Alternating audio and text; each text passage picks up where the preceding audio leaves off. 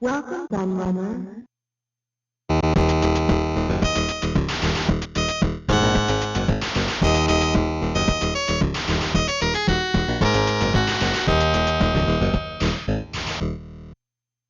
This episode represents the first time I've done a follow-up to an existing Amazing Facts video, as I previously looked at the original MSX computer back in June 2021. As always, I've linked this in the description. I'm sure many will find this surprising, but I'm well aware of how passionate the MSX community is, so I have to say I wasn't all that shocked. You might even see more MSX related episodes in the future too, if you consider that I could also look at the MSX Turbo R and the Zemmix console too. Although the MSX2 won its respective poll due to those votes from its many fans, it was pushed very hard by the Coleco Adam, which was a huge surprise when you consider how much of a failure that computer was, and its North American only release. I think we'll definitely be coming back to that machine again in the future. Interestingly, the Adam hardware is extremely close to the MSX standard itself, so that would have very much been a related video too. But before we get into those amazing facts, I just want to round off a little bit of info to get us started.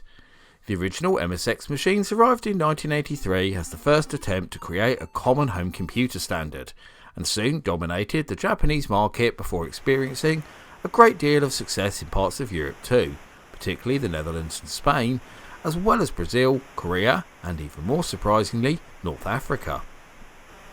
A joint project between Microsoft Japan, Spectra Video, and the ASCII Corporation, the hardware was rather unique for the time, in that it was licensed out to different manufacturers to make their own machines. Almost the moment the MSX came out on the market, the designers and engineers started work on the follow-up, but by the time the MSX2 arrived on the scene 2 years later in 1985, the hardware was in full control of the ASCII Corporation. Spectra Video had dropped out during the development of the original MSX, and Microsoft had taken a backward step to focus on the emergence of the IBM PC Compatible and their own MS-DOS operating system. Now we've got that bit of history out the way, it's time to expand on the meat of the matter a bit more as we look at 10 amazing MSX2 facts.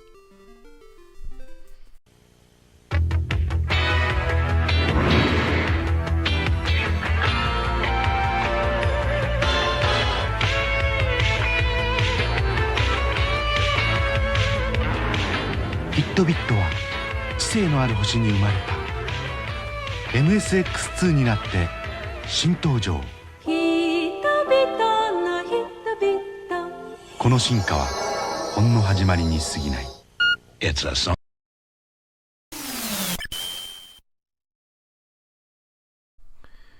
Probably the most obvious thing to point out with regards to the MSX2 is the fact that it's fully backwards compatible with the existing MSX hardware. This was part of the forward-thinking philosophy of Bill Gates and Kaz Nishi when they were developing the MSX standard, creating a lineage of compatible hardware much like the modern IBM PC standard. Of course, upgraded 8-bits with backwards compatibility weren't a new thing by any means. We have seen similar examples from other parts of the world like the Commodore 128, Amstrad CPC Plus, and the Sinclair ZX Spectrum 128K. But most of these were merely afterthoughts, rather than upgrades being planned in advance, with a clear roadmap, like we saw with the MSX2. Many of the main players who produced MSX1 micros also released new versions of the hardware too, as the likes of Philips, Sony, Mitsubishi, Panasonic and Yamaha produced MSX2 compatible computers, although not as many manufacturers bought into the new standard as before.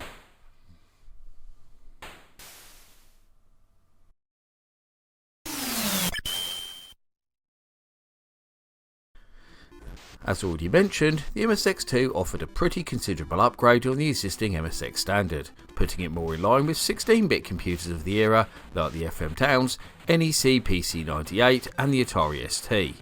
But how much of an improvement, I hear you ask? Well, let's look at that a bit closer now, shall we? So let's start with the graphics, as that's the most striking improvement. The widely used Texas Instruments VDP has been replaced with a new Yamaha V9938 that offered up new bitmap video modes without the attribute clash of MSX1, higher resolutions including 512x212 with 16 colours, alpha palette of 512, and 256x212 in 256 glorious colours. There is also a more advanced sprite engine with support for 32 on screen in 16 colours with a maximum of 8 per horizontal line. Other less obvious features include the hardware acceleration for copy, line and fill, hardware interlacing to double up the vertical resolution, a vertical scroll register and a display offset register. However, there was still no horizontal hardware scrolling, which is undoubtedly the biggest flaw of the new hardware, and this left consumers and critics feeling quite bemused. Although the Zilog Z80A CPU is exactly the same, it does have a higher amount of RAM to call on, at least 64K but usually 128K, a new 48K ROM with extended BASIC amongst other things, considerably higher 128K video RAM, a slightly different but functionally the same sound chip, and a new clock chip. These many improvements were certainly very obvious when you look at those games.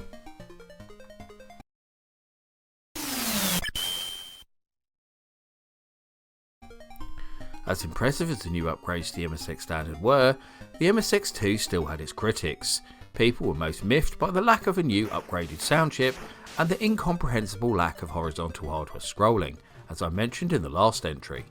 So the engineers went back to the drawing board briefly to create a new MSX2 Plus setup, which many MSX fans will argue is exactly what the MSX2 should have been in the first place.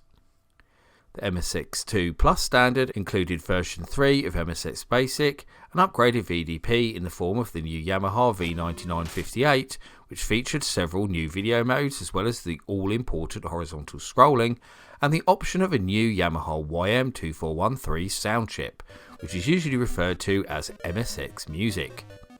This offered up FM synthesis across 9 channels and was found in many arcade machines of the era, as well as the Sega Master System FM unit and many Yamaha keyboards of course. Unfortunately, the MSX2 Plus standard came far too late to make a difference, arriving in 1988, some 3 years after the first MSX2 machines. Because of this, it was only ever found in Japanese versions of the hardware, although there were upgrades available to people in Brazil and Europe who wanted to enhance their existing hardware.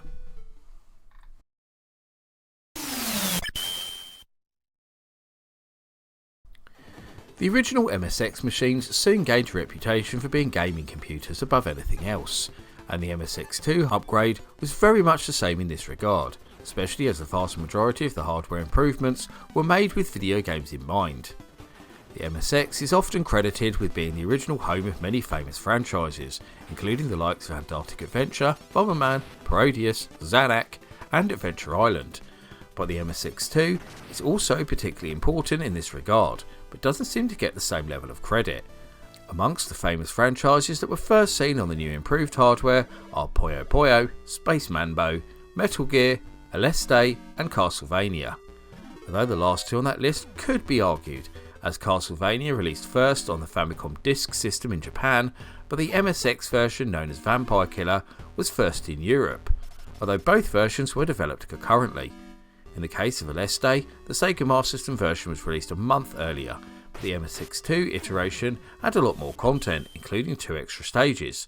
Again, both versions were developed at the same time.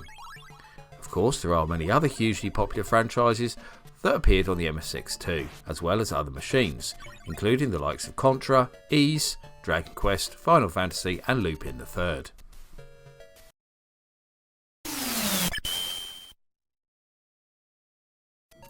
The Plus wasn't the only follow-up to the MSX2 hardware, as there was also one final hurrah in the form of the MSX Turbo R, which was released in 1990 in Japan only. The Turbo R was actually the replacement for a planned MSX3, which was originally scheduled to be released in 1990, but delays in the development of its Yamaha designed VDP caused it to miss its production deadline, and it was subsequently cancelled due to the declining popularity in the MSX range in its homeland. Consoles like the Nintendo Famicom, PC Engine and the new 16-bit Sega Mega Drive had very much taken over the gaming market, and PC compatibles were beginning to dominate the home computing sector. The new Turbo R computer was developed by Panasonic, who by this time were the only company left producing MSX hardware, and was the only MSX to not be an 8-bit, as it was based on a new custom 16-bit R800 microprocessor developed by ASCII Corporation.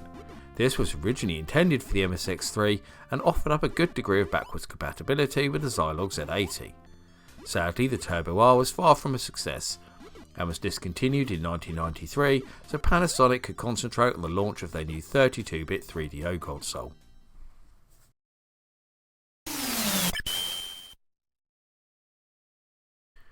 One of the key features in the design of the MSX computer was the built-in cartridge port, which was one of the main reasons it became so well known for its gaming capabilities. Aside from cartridges, it was also possible to connect disk drives and tape decks, but ROM carts remained the preferred format, well, in its homeland of Japan anyway. But the most noticeable design feature of the new MSX2 computers was the addition of a disk drive on the side. Most of the new models featured a built-in 3.5-inch floppy disk drive, although there were a few cheaper variants that didn't, and that meant that support for disk-based software very much became more prevalent. And aside from a few die-hard companies like Konami and Taito, most software houses switched to releasing their games on the much lower cost discs rather than expensive carts. It's also worth noting that the new version of MSX-DOS could not only support CP/M but also had a file system compatible with MS-DOS. Its user commands were also similar to early MSS-DOS versions too. And with this, Microsoft could promote the MSX for home use whilst also promoting its MS-DOS based personal computers for more serious office environments.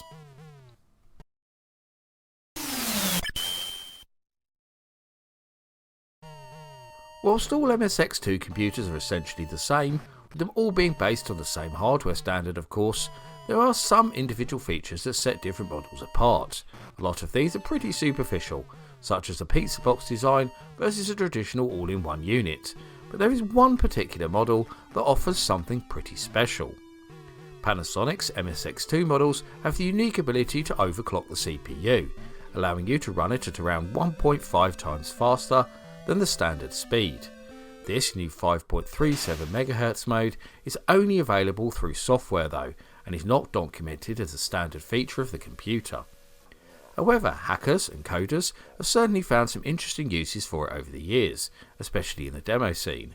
This of course makes the Panasonic models the most sought after amongst hardcore MSX2 collectors, so expect to pay a bit more for them on online auction sites like eBay.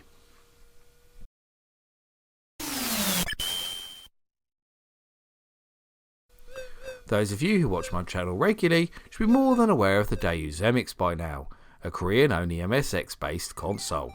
For those that aren't, I suggest watching my standalone video on the system, which I'll link in the description. Like the MSX computers, the Zemmix also went through several different hardware revisions, and amongst those you'll find the Daewoo CPC-61, also known as the Zemmix Super V, which is an MSX2 based version of the console released in 1990. For those wondering, Zemmix translates to "It's Fun", and the V at the end stood for victory. There are two colour variations of this console, the white, which is the CPC-61W, and the black, which is the CPC-61B. The Super V has a single cartridge slot, two joystick ports, and a standard RF output. It's also possible to add a specially designed keyboard, the CPK30, and a disk drive interface can also be added via the cartridge slot. As such, it can be upgraded into a regular MSX2 computer, which is why the machine has the MSX2 logo proudly displayed on the cartridge slot flap, unlike the original Zemmix, which didn't have any MSX branding at all.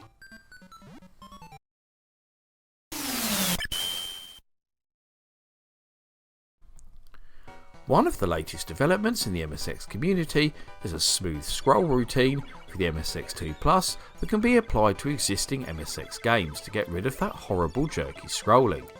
The lack of hardware scrolling on the original MSX machines has long been a bugbear of gamers, and a lot of people have put off the MSX because of the way many of its famous games scroll.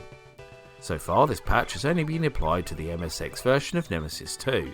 But there is already talk of adding the routine to a version of its follow-up and other games, especially shoot-em-ups, that suffer from character block scrolling. This new enhanced version of the game doesn't just feature smooth scrolling however, it also adds extra colour on MSX2 and above and improves the game speed slightly too on those machines. You can see in this video how much better the game looks, with these new fixes applied. so I can't wait to see how it can be applied to other MSX games to make them more attractive and ultimately a lot more playable too.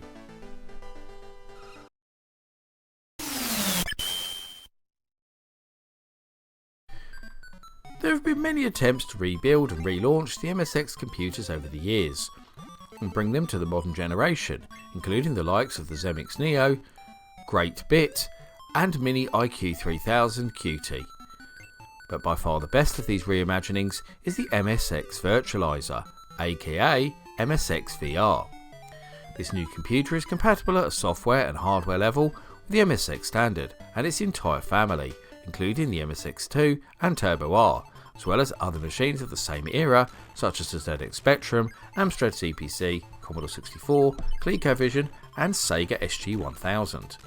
Like the Zemmix Neo, this is also based on a Raspberry Pi, with additional custom circuitry so you can connect the original MSX peripherals. Because of this hardware base, it also offers up a perfect game development environment for the homebrew community, with tools to program in both VR Basic and VR Script. A very vibrant community has now sprung up around the MSX VR, and I've dropped a link in the description to the official website so you can find out more. For those wondering, this new MSX computer costs just under €400, so it certainly isn't cheap sadly. 컴퓨터 영어 시간 Everybody laugh Everybody cry 영어 수학 재밌게 학교 공부 알기 쉽게 컴퓨터로 척척척 모두 함께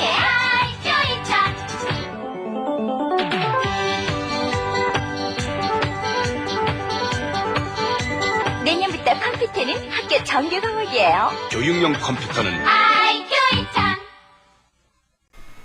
And that rounds up my look at 10 amazing MSX2 facts. But which of these fabulous facts was your favourite, or can you think of any other tantalising tidbits of trivia that I didn't include? I'd also love to hear the thoughts and views of my audience, so please get typing in that comment section. Before I go though, I must thank all of my loyal patrons for continuing to support my channel and make videos like this possible. However, I must give special thanks to following patrons and YouTube backers in particular for their much appreciated pledges. Grady Haynes, Mitchell Valentino, Seth A. Robinson, Carl Olsen, DOS Gamerman, Sonic Mania 999, Paul Daniel, Andrew McKay, Retro Resolution, Matt Standish, James Taylor, Trogdor the Burninator, 8-Bit Guy and Electron Star Claps. If you also want to help support all my creative endeavours, including this YouTube channel, then please go and check out my Patreon right now. You can get access to extra content including downloads, exclusive videos, creative insights and much more besides. I've been the Laird, and I thank you for watching. I'll see you all again for another video very soon.